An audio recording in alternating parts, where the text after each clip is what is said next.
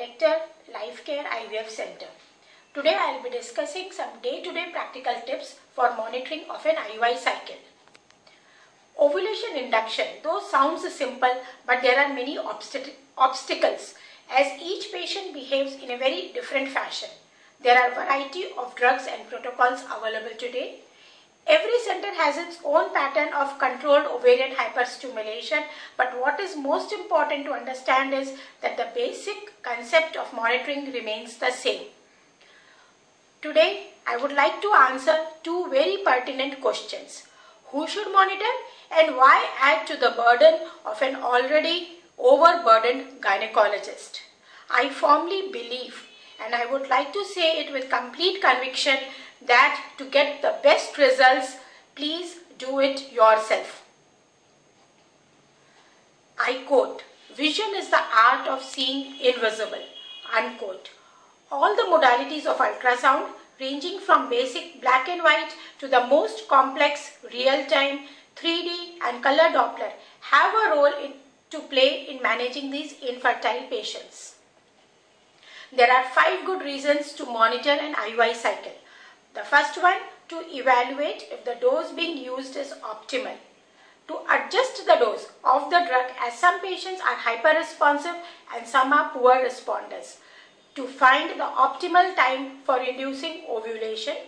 To time intrauterine insemination, and last but not the least, to avoid excessive stimulation, that is to prevent ovarian hyperstimulation syndrome and multiple pregnancy. So the bottom line is all patients to be monitored. Monitoring should be easy, reliable, patient-friendly and not expensive. And how to monitor? We have hormones today, we have ultrasound, we can use a combination of these. But the bottom line is we have to develop a minimum monitoring protocol so as to reduce the number of the visits of the patient to the clinic. Ultrasound monitoring tells us about the morphological growth of the follicles, whereas the hormones tells us about the functional activity of the follicles. In today's ART era, transvaginal sonography is the accepted method by all ART centers. Why transvaginal ultrasound? Simply because it is quite simple, easy, reproducible, reliable and cheap. To me, a transvaginal probe is just an extension of the clinician's finger. Now we start monitoring from day 2, which is known as the day 2 scan or the basal scan.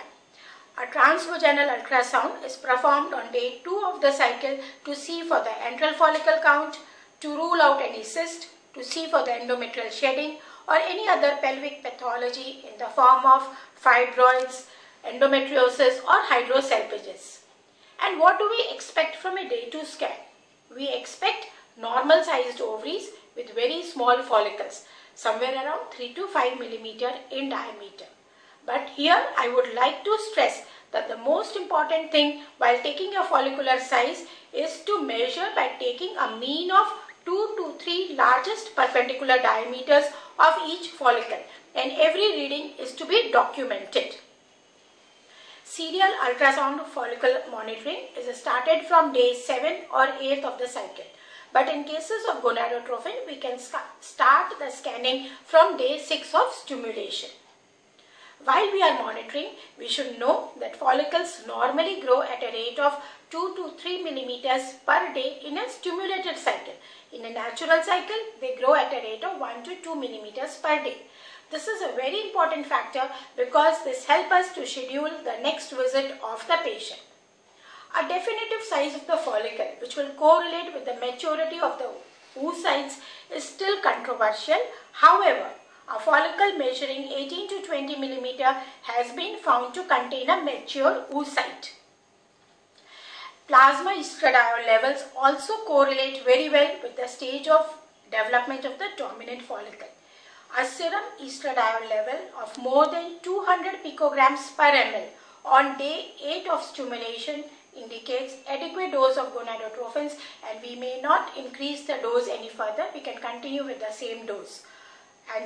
But we are not doing the serum hormones level because ultrasound monitoring has totally replaced the estradiol monitoring in most of the ART centers. While doing the follicle monitoring, if we come across more than 4 follicles larger than 16 millimeter or more than 8 follicles larger than 12 millimeter, which will correlate with an estradiol level of approximately 1500 to 2000 picograms per ml, it is best not to give the trigger of HCG so as to prevent the complication of ovarian hyperstimulation syndrome. Now, once we have finished with black and white ultrasound, if we switch on the Doppler, a mature follicle will show vascularity in at least 3/4 of the follicular circumference, and the peak systolic velocity will be somewhere around 10 centimeter per second. This is a very important ratio because at this time, this is the time the LH surge starts, and this is the right time to give the HCG trigger.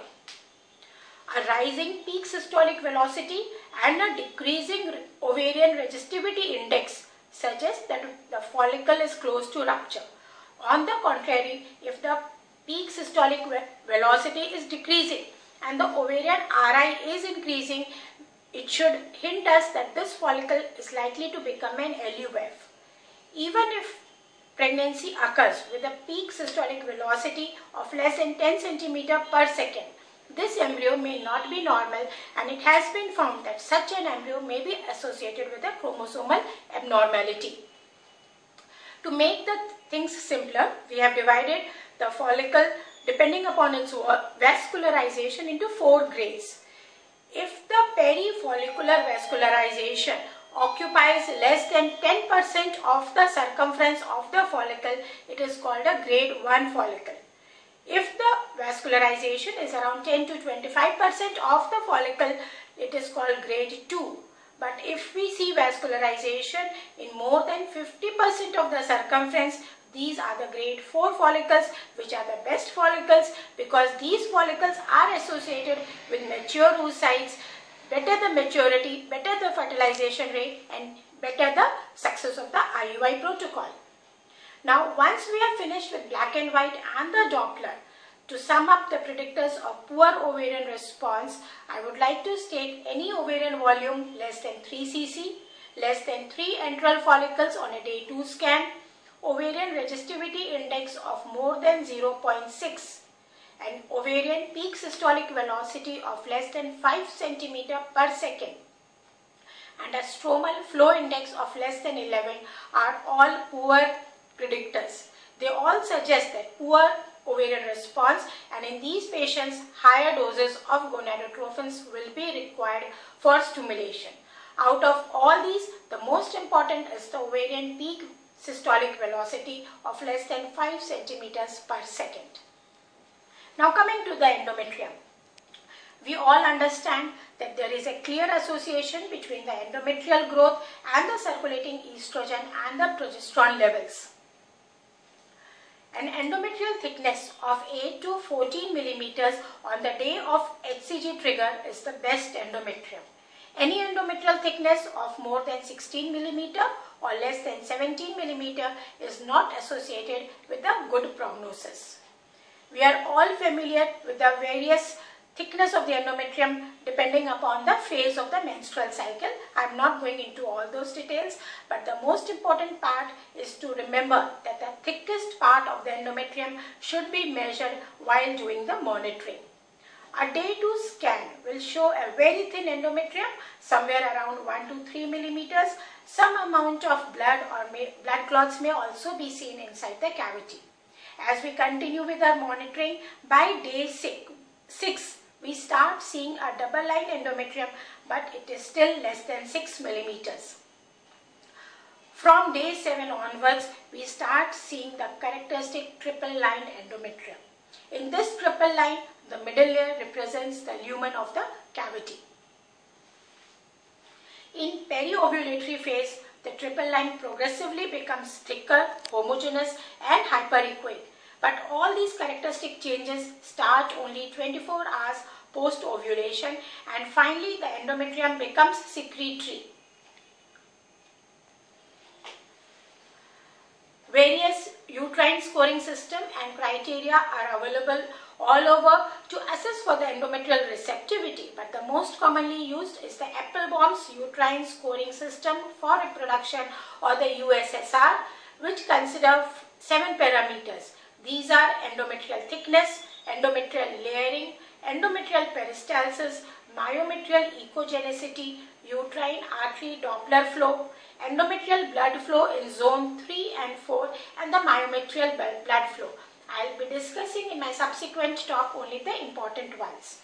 Besides the black and white changes, the endometrial and the subendometrial flow on Doppler evaluation is also associated with cyclical endometrial changes. To make the thing simpler, the endometrial cavity is divided into 4 zones. Zone 4 is the actual endometrial cavity, and zone 4 is the interface between the myometrium and the endometrium. On Doppler study, if we see vascularity till zone 4, it is a very good sign, because in these cases the chances of pregnancy are almost 74%. But if the vascularity is limited only till zone 1, the chances of pregnancy falls down to 5%. A uterine artery Doppler study is also very significant. On day 2 scan, we hardly see any diastolic flow. As we keep on doing the monitoring from day 7 onwards, we start seeing some diastolic flow. And in the periovulatory phase, we see a good diastolic flow. Out of all these Doppler indices, the pulsality index, or the PI, is the most important index. And mind you, the chance of pregnancy is almost 0 if the PI is more than 3 on the day of HCG administration. It is very interesting to note that smoking is also associated with significantly lower Doppler indices and hence a lower pregnancy rate. Presence of subendometrial flow is a good indicator of endometrial receptivity. This does not mean that if there is no good endometrial flow, pregnancy will not happen. It does happen even with absent subendometrial flow, but in these cases, more than half of these pregnancies will result in abortion. In today's ART practice, endometrial volume is becoming a more reliable parameter than the endometrial thickness on a 3D Doppler ultrasound, and the favorable endometrial volume is anywhere between 2 to 4 cc. Presence of cumulus, that is infolding of the inner cell mass, can be picked up in only 25% of the patients on a black and white 2D ultrasound. But this same cumulus is seen in almost 90% of the follicles if we do a 3D ultrasound. And this is a very important point, because if we don't see any cumulus on the day of HCG trigger in all the 3 planes by a 3D ultrasound, this is less likely to be a mature follicle. The end point of any ovulation induction protocol is to identify the best time for triggering the ovulation. This is the most crucial step, and the recommended one thing is, if the patient is on a clomiphene cycle, the trigger is given once the leading follicle reaches somewhere between 20 to 22 millimeter in size. We should wait for the follicle to grow beyond 20 millimeters. But in a gonadotrophin stimulated cycle, the trigger is given a bit earlier, that is once the leading follicle reaches 18 to 20 millimeters in diameter. And the ovulation is confirmed by disappearance of the follicle, presence of free fluid in the pouch of Douglas, and presence of a hyperechoic smooth secretory endometrium. Timing of insemination is another very important step. Intrauterine insemination is done 36 to 38 hours after the HCG injection. A word about serum progesterone and implantation. There is enough evidence in the literature to suggest that elevated levels of serum progesterone in the late follicular phase is associated with diminished chances of conception. Now coming to premature LH surge. This is a very important aspect as it bothers many ART specialists. Premature LH surge is known to occur in good 24% of the patients once the leading follicle reaches 15 to 16 millimeter in size. Today we have urinary kits to detect the LH surge. If we detect a positive LH surge, it corresponds to a blood level of more than 10 international units per liter. If a positive LH surge is detected, injection HCG is to be given immediately. This injection is required to supplement the LH secreted by the body because alone it may not be adequate enough to induce the final maturational changes in all the follicles.